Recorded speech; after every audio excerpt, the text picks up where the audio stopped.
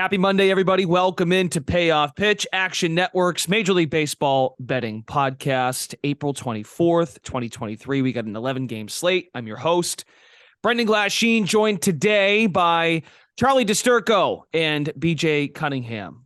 Please rate, review, subscribe the podcast. We're here every Monday, Tuesday, and Friday during the season. If you know the drill, great. If you don't, here's what we do. We typically start off with best bets. We find out if we're going to fade the public. We turn to the Action Pro. If you have an Action Network Pro account in the app, you can see certain edges based on percentage of money coming in on a game. We'll look at that. Where's the money coming in? Do we want to fade the public? Do we want to ride with the public? We'll find that out. Underdog that we might want to play today, and then some final bets before we go. All right, gents, let's dive in. 11-game slate, shorter than usual, but I think we saw this coming when we decided to do Mondays. We've been kind of lucky until now to have full game slates, but still 11's plenty to work with, a lot to choose from. BJ, we'll go to you first. Your best bet for Monday. The Boston Red Sox, minus 115 for the first 5 innings. Chris Sale is going to be on the mound, Brendan. His last start, vintage Chris Sale. Allowed only 3 hits, 1 run, struck out 11 batters over 6 innings. I understand that his first 3 starts were a disaster. And I understand one of those starts came against the Baltimore Orioles, who he is playing today. But what he did in that start against Minnesota is he threw his slider on 43% of his pitches, where on opening day against the Orioles, his command was all over the place, and he only threw his slider 21% of the time. It's clearly his best pitch by far. And this season, in a little over 100 pitches, he's producing a 40% whiff rate on it. He's going up against Dean Kramer, who has, we talk about how bad Sale has been before that start. Kramer's been way worse. His expected ERA is at 6.86 to begin the season. And this is a pitcher that vastly overperformed his expected metrics last season. Actual ERA was 3.23, but his expected ERA was 4.49. And he was the one who faced Sale on that game against April 1st. And he was only able to last 3 innings, give up 6 runs or 6 hits in 5 runs. Kramer has essentially 1 above average pitch in his arsenal. It's a cutter. That's the only pitch that has stuff rating over 100 last season. Every other pitch is significantly below average, which is the reason why his stuff plus rating overall is only at 94. This season, he's now throwing his fastball 45% of the time, which is a change from last year when he was pretty reliant on a fastball cutter combination, but he's kind of abandoned his cutter this season. So far, his fastball is allowing a 427 expected weighted on base average and a 334 a 427 expected batting average, or expected weighted base average, and a 334 expected batting average. Dating back to the start of last season, the Red Sox have a plus 29.9 run value against fastballs and a plus 20.6 run value against cutters. So I have Sale projected at minus 143 for the first 5 innings. So I like the value on them, minus 115. Would you play it at minus 130? BetMGM's good at minus 130. Yes, that'd probably be my cutoff point, though. Okay, very good. Of course, as we encourage, shop around. We are presented by BetMGM. So our friends at BetMGM have it at 130. So they've got some love for Chris Sale, and they don't think it was just a smoke and mirrors performance. No, not at all. No. You don't have to always chime in like that when I, give okay, all right. I'll stay silent. And it has nothing to do with you interrupting at all. It has more to do with people are going to think you're weirdly obsessed, that you just get, yeah, you got this. We're good. Red Sox. Everything's fine. Every compliment. Fine. They're 12-7 against teams not named the Tampa Bay Rays, Brendan. Everything is fine. I love it. First 5 total too is at 4. So if you're not into Kramer, maybe that's an angle to take as well, and overjuiced at minus 120 potentially. Or if Chris Sale's going to stink again. Just being fair. Charlie DiSturco, what do you got for a best bet? Yeah, I'm heading to NL East bout, Miami, Atlanta. The first 5 under 4.5, I'd take to minus 130, or under 4, 110 is fine by me. We already know what's up with Strider. There's not much more to add on how good this player is, and that he's going to be atop of that Cy Young ranking probably throughout the entire season. A 40% strikeout rate, a 177 expected batting average, and a 264 expected slugging. So teams are not going to come in here and beat around Strider. And he has a great matchup against the Marlins. We talk about the Marlins, maybe how their pitching has been so good. Well, their offense outside of Luis Arraez has not been great. They're 21st in WRC plus and all the way down at 26th in walk rate. And that's like the only angle where Strider can run into some issues, is that he puts on a little too many runners on base and then he gives up a home run or a double. That's not going to happen here against Miami. So I feel confident in him shutting the doors on them. And on the other hand, Edward Cabrera is on the mound. If walks were not an issue for this guy, the ceiling is, unlimited with him. He has incredible stuff. His expected ERA is down at 357, so he's due for positive regression. His issue is his heavy walk rate, where he'll go and walk, 4 or 5 batters at a time. Does everything you want in a batter or pitcher when you look at his expected metrics: a 192 expected batting average, a 274 expected slugging, and a 4.2% barrel rate. So impressive numbers across the board here for Cabrera. If he's able to keep his control in check, I think that this is going to be a low scoring 1-0, 2-0 game. He's sticking with 3 pitches this season as opposed to last year. He's dicing down his arsenal. So I'm not going to take a chance with any bullpen blowing this. I'm going to just take the first 5 under 4.5 or 4. Over at on the Action Network website, also the Action Network app, Sean Zerillo, who typically pops in on Mondays, he is not with us today. He's fine. He's just not on the show. I phrased that very poorly. I apologize. But he still has his opening pitch article up in print version, of course, in the app on actionnetwork.com. He actually likes Miami on the money line today. So speaking of underdogs or a potential team to upset in Atlanta, where money might come in on the Braves. But that kind of speaks to your point that a lot of love for Strider, but you've liked the matchup also for Miami staff for today, at least early in the game. We'll get to fading the public in just a few moments here. We'll do it right now. So Guardians Rockies is a game where you look in the app, and folks, if you get one of these pro accounts, if you subscribe to one, it's worth the investment. It's a terrific product. We're biased, of course, but you can catch different sorts of signals where the cash is coming in, sharp money. Action Network has the little calculator in there. You can figure out a bunch of cool stuff. And we haven't really been plugging this all year, so don't get on me we haven't done this much. So you'll live for me promoting the product here on the podcast. Money percentages coming in, for example, where the amount of bets, the amount of dollars coming in, et cetera, et cetera. Projection models are also available there. So looking at projections for Monday, and bet percentages, 91% of the bets as of this Monday morning, 91% of the bets, 97% of the dollars are coming in on the Guardians to take down the Rockies, who had a rough weekend outside of that Friday night game or Thursday night game against the Phillies. And then also the other public side is Toronto over the White Sox, which I think a lot of you thought at Action Network, the White Sox would get there against the Rays, but the Rays just don't want to lose at home. BJ, we're going to fade the public, either one of these teams. You want to fade the Guardians? Do you want to fade the Blue Jays? I'm going to pass on both of these. So the White Sox Blue Jays game is interesting because both these starting pitchers have been garbage to begin the season. Lance Lynn and Bassett both have an expected ERA over 6.5. Both have extremely high walk and home run per 9 rates. So I mean, it is a small sample size, and these are 2 pitchers that are around a 3.5 xERA, type of pitchers. So it's really just comes down to of how much do you buy into these early season struggles. And for the other one, I really do not like Cal Quantrill. He is somebody who has vastly overperformed his expected metrics and is a very, very, what I would call, I don't want to say like boring pitcher, but he just has no stuff. Like it's basically just a fastball and a cutter. He's got one of the lowest whiff rates in baseball. Like he's just somebody who has just been overperforming those expected metrics for years now. But Austin Gomber has been, he's got a 12 xERA through 3 starts. Like he is so bad. So, and the Rockies, unfortunately, are not that great against right-handed pitching. They're much better against lefties. So I am going to pass on both of those. I project pretty close to around what the market has them at.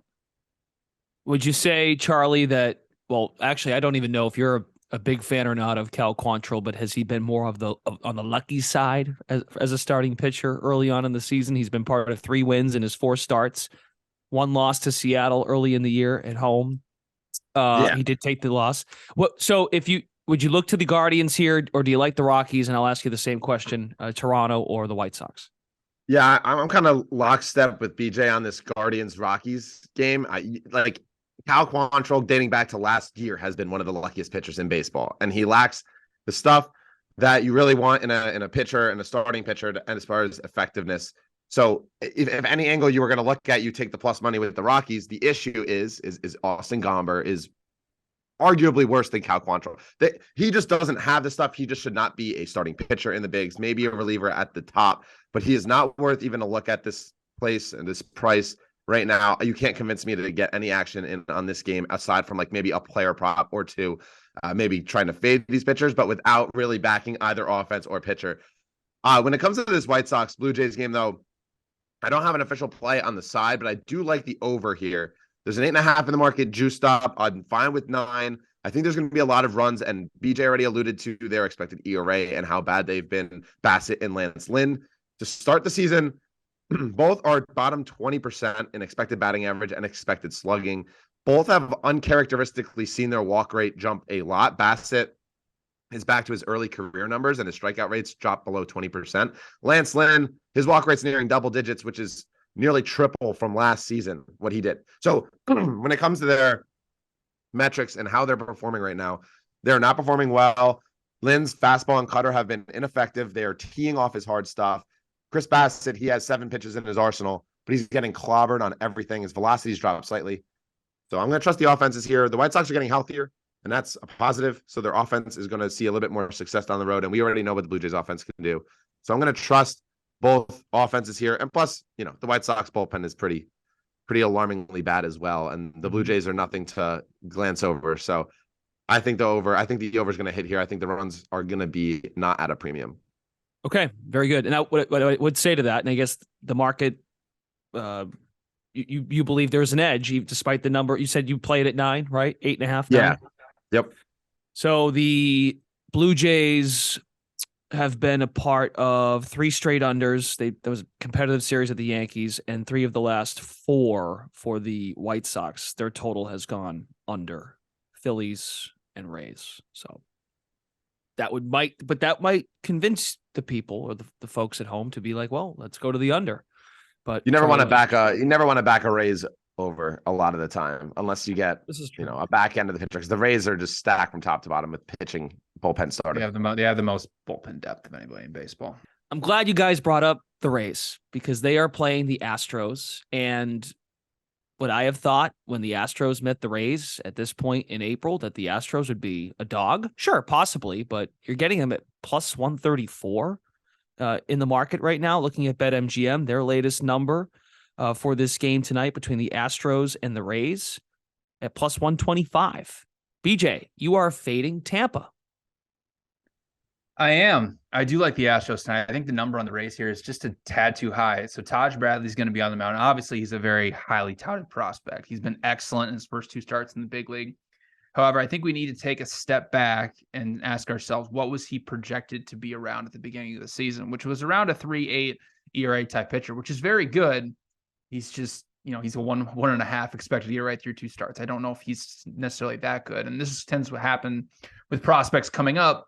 As teams get more data, they see more pitches against them. Eventually, they start to revert back to what they were projected to begin the season. Now, his main 2 pitches are a fastball and a cutter, and the cutter is kind of a blend between a cutter and a slider. It's got really good late action on it. And one of the reasons he's been so highly touted, it's not necessarily that his stuff is, this outstanding, out of this world, is that he has some of the best command of prospect coming up in a really long time. He's never been above a 2.7 walk per 9 rate and through the minors. So far this season, only 62 of his 162 pitches have been outside of the strike zone. However, he's only gotten batters to swing at 16 of those 62 pitches. Houston is middle of the pack in chase rate, but with Bradley being a heavy fastball cutter type pitcher, this is a good matchup for the Astros, because Houston, dating back to last season against right-handed fastballs and cutters, 272 expected batting average, 366 expected weighted on base average, and a plus 51.1 run value. Urquidy's going to be on the mound for the Astros, who, he did overperform his actual ERA last season, but he's been solid through 4 starts this season, around a 3.6 expected ERA. He's also a pitcher that has pitched much better away from home than he has at Minute Maid Park. And if you look into why he overperformed last season, it's pretty much boiled down right to his fastball. He threw it 53% of the time, and hitters hit it very hard, but he got incredibly lucky on it. This season, he's only throwing his fastball 30% of the time. And he's starting to utilize his sweeper a lot more often, which is an incredibly effective pitch for him because opposing hitters only have a 176 expected batting average against it.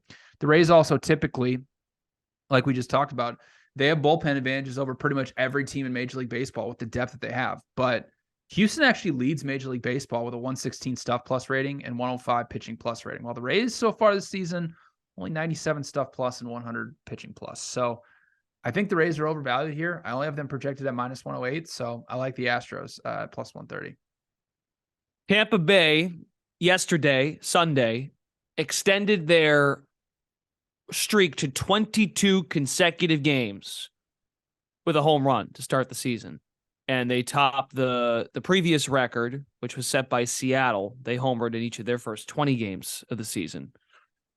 Incredible. Just incredible stuff. That's also just the record for most consecutive games of the home run.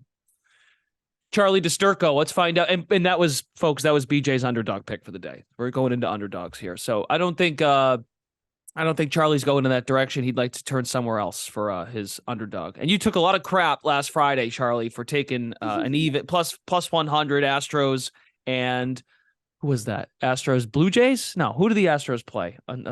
Plus 100. Braves. The Braves. The Braves. So redeem yourself. Yeah, and I ended up taking the first 5, and they won in the money line full game. Got clobbered in the first 5, but I'm going to go with the Kansas City Royals here. Last week, I went on the pod and I said that the Oakland Athletics at plus 180 were a great bet, and they ended up winning in the top of the 9th. Go-ahead home run. Jay Rusamilia, former Met, closes the door. Well, now they have 4 wins. I'm going to do one better. I'm going to go with a team with 5 wins here for my underdog segment. I'm taking the Kansas City Royals on the money line here against the Arizona Diamondbacks. And this number probably is flipped if you take away how this season has started, when it looks the Diamondbacks are atop the NL West. The Royals have just 5 wins this season. But Brad Keller has really taken a step forward, and it's kind of an underlying trend that we've seen here. He's seen heavy improvements year over year.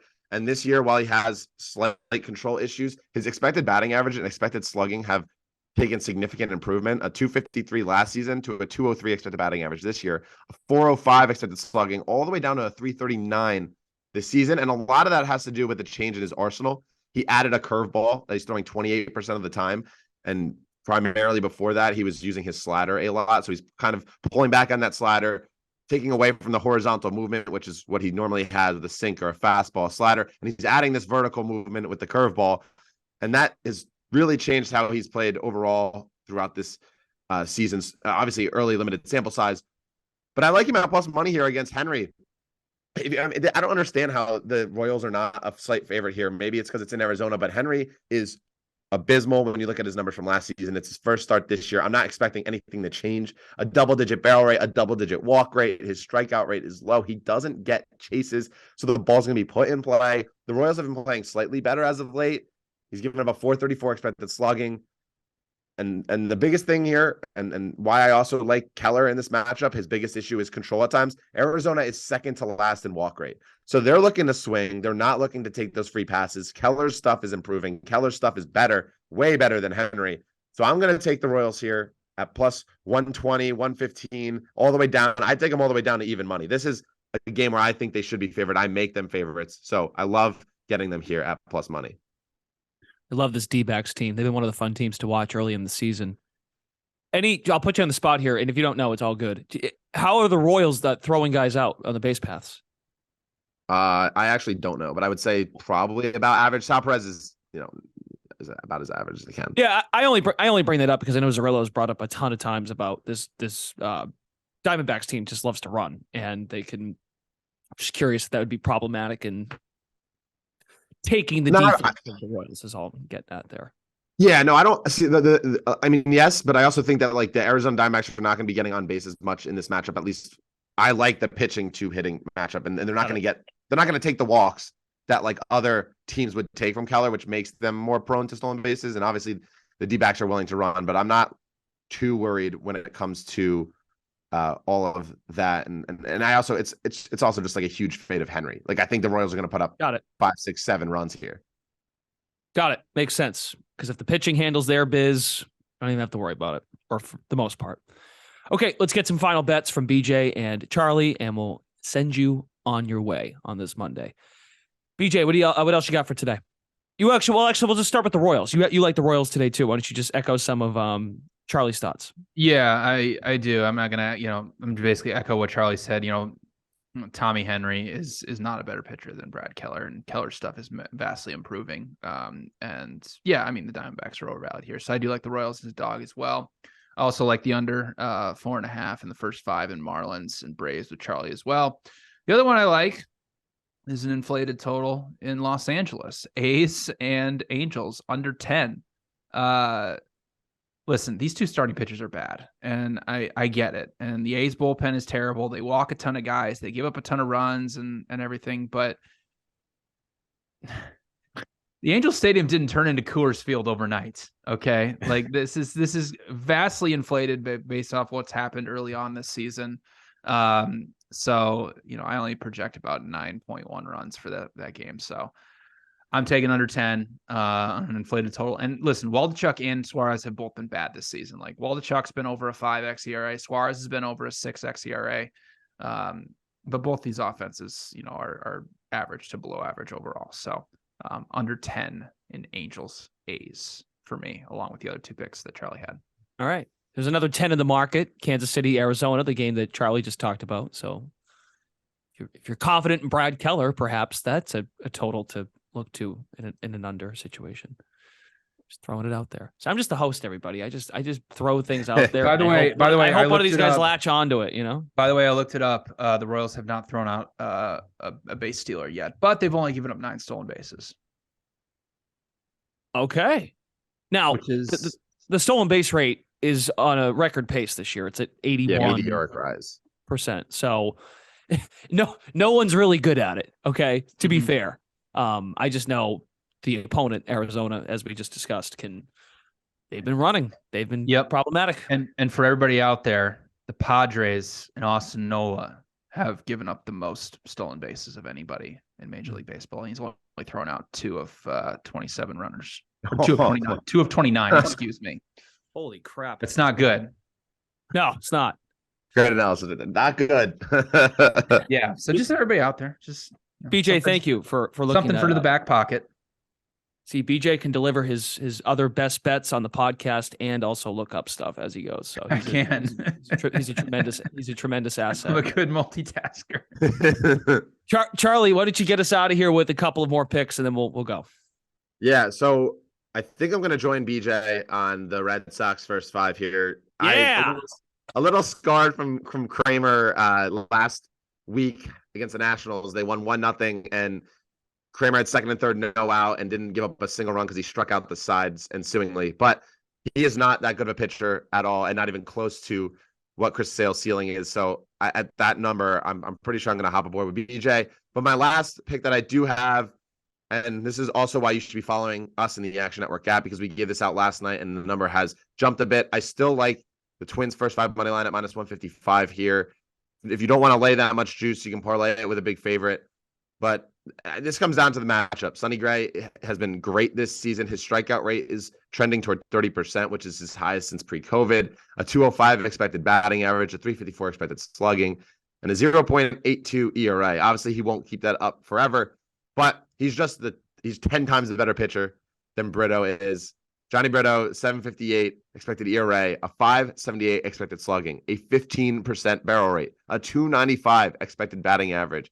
I mean, I could go on and on with just how bad Brito is. And I was at the game last week against the Angels where he pitched and he only gave up 1 run.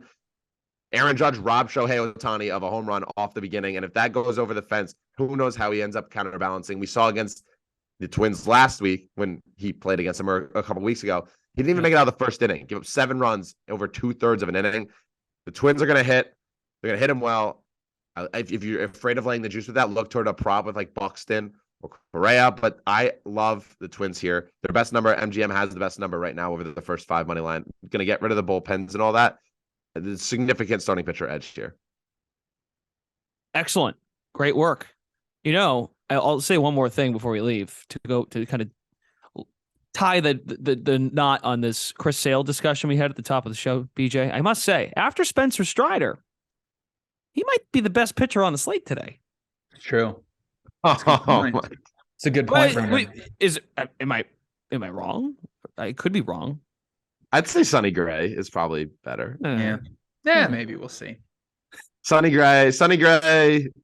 Chris, Then- if we're going off last starts, I mean, Chris Sale is trending wonderfully right now. Oh, all right.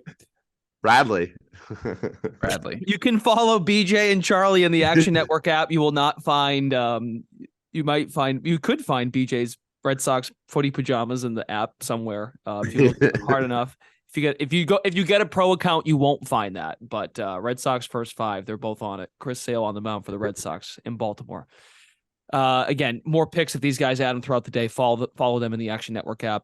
They do a great job. Zerillo's got his write-up, opening pitch. He does it pretty much every slate. He's only missed a couple days. Give the guy a break. Zerillo's got his write-up, opening pitch. He's got picks, projections, all of it. Action Network app, actionnetwork.com. We are back tomorrow. We're here every Monday, Tuesday, and Friday during the baseball season. This is Payoff Pitch, Action Network's MLB betting podcast presented by BetMGM. For Charlie and BJ, Brendan Glasheen. Talk to you all tomorrow.